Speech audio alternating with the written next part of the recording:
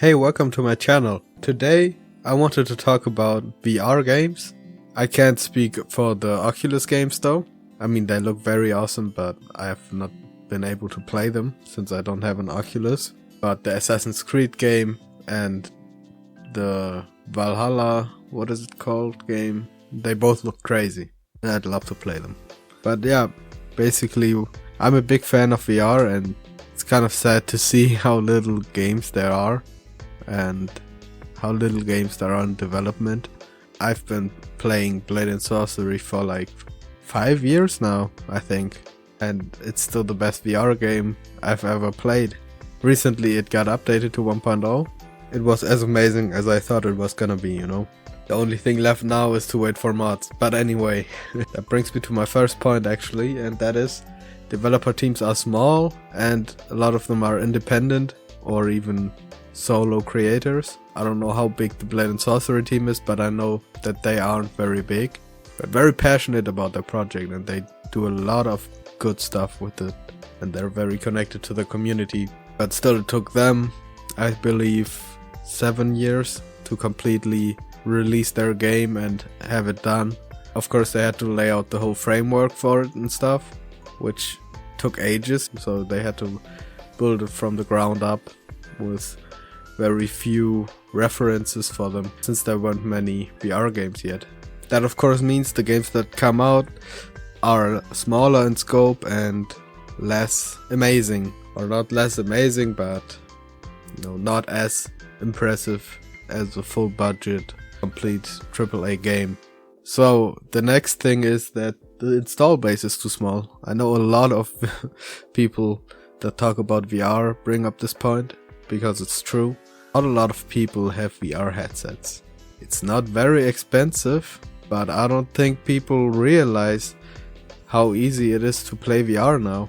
I believe people still have that image of like the setting up 5 different cameras in your room, being connected to your PC with cables and stuff. But I have a Pico 4 and it's the best thing there is, man. It's so awesome. You just throw it on, draw like a little area around you, your little play area, and you're good to go. You open up an app, connect to your PC, and it works flawlessly, and it looks amazing. The performance is amazing. I can't complain, and that's I think I got it for like $300. People still have that idea that $1,000 with all the extra gear on top, but that's not the case anymore, you know.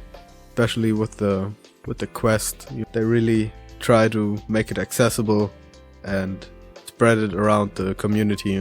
So there's a bigger install base, and they're smart because they get these big studios that make these amazing games, but they're exclusive for the Oculus or the Meta or whatever it's called, and that brings people to buy their stuff and play their stuff. And honestly, I'm planning on buying a Quest 2 if I get the money.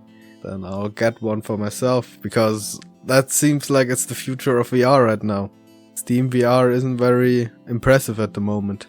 There are a lot of quality games, I'm not saying that.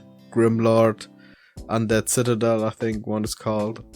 A lot of these medieval sword fighting games. But I still think Blade and Sorcery is the best, so I don't really need to bring them up in this video, I guess. When teams try to develop a VR game, they really have to learn a lot of things, because it works in a very different way, because it's a whole different kind of console you're dealing with, and the way you play these games is unlike any other video game you could play. There's no console game or PC game that is like a VR game. And that brings me to my last point, which is basically the result of all the other points I mentioned, is that it's too risky for developers to make a VR game.